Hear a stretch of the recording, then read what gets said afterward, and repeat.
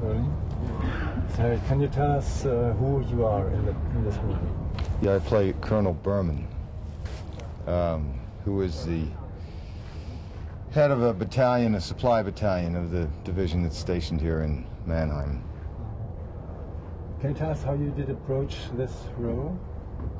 Well, you know, I met Gregor in New York, and we talked about it a little bit, and I read the script and reread Catch-22 and read the book that the script's based on, and you know, I just thought about it a little bit. So we'll see what we just started shooting yesterday, so we'll see how it goes.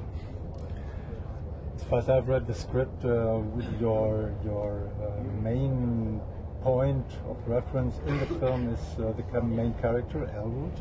Can you tell us about your special relationship with him? Well, Elwood's really kind of my right-hand man. He's kind of helps me run my operation. He's a private. I think he's like private 4th class or 5th class, and he writes letters from people for me and that kind of thing. And if I'm having a party at the house, he helps me arrange that. He's also having a very special relationship with my wife that I'm unaware of. So yeah, it's not like we're buddies, but we definitely work together. Joaquin's character. Is it a story of heroes? Because it's normally war films deal with heroic moments. Well, no, I don't think this is quite a story about heroes so much as it is about. It's more of a dark look at a strange time for the American military. 1989. You know, we'd come out of Vietnam having lost that war, and this was to the tail end of the Cold War, and these troops were stationed here in Europe, and I really kind of bored, and there was rampant drug use and that kind of thing, and so it deals with a lot of that, a lot of those topics, and some of it's very kind of down and dirty, and some of it's hopefully humorous, you know. It's kind of, I think it's kind of a Cold War mash or something, you know.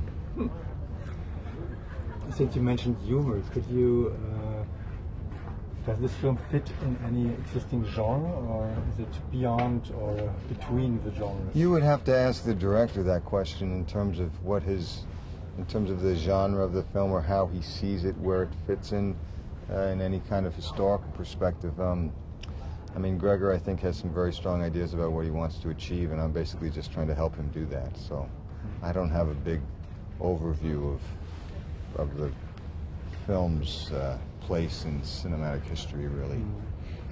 Do you bring any experience from your own biography referring to military in this film?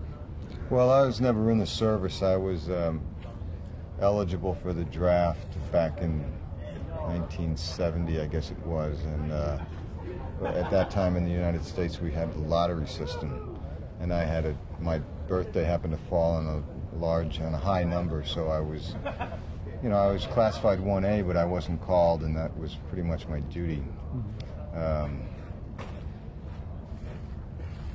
What was the question again?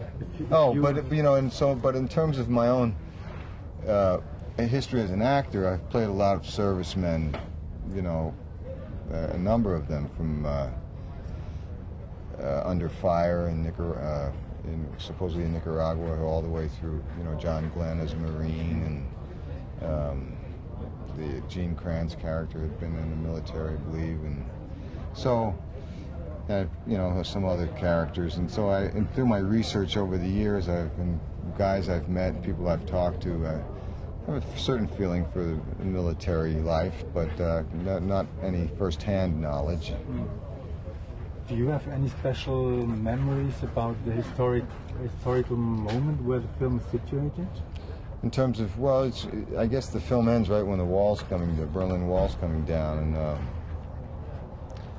I don't remember exactly where I was when that was happening. I do recall it being quite an exciting time, but I don't recall specifically where I was or what I was doing.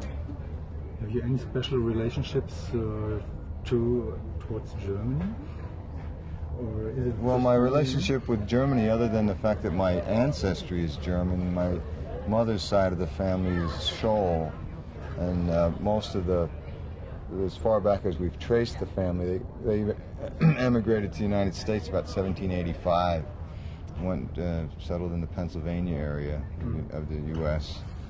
And I hadn't really even been to Germany until earlier in the year. I worked on Enemy at the Gates with Jean-Jacques Arnaud in Berlin. I was in Berlin for about six weeks or so, which I enjoyed that time very much.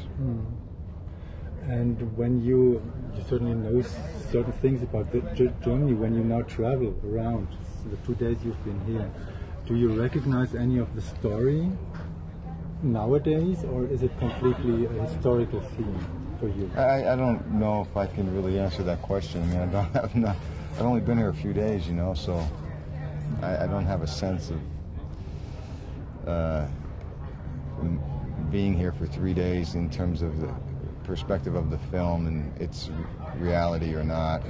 It's hard. I don't know how to answer that question. No. Okay. All right. Thank you very much. Sure, Ralph.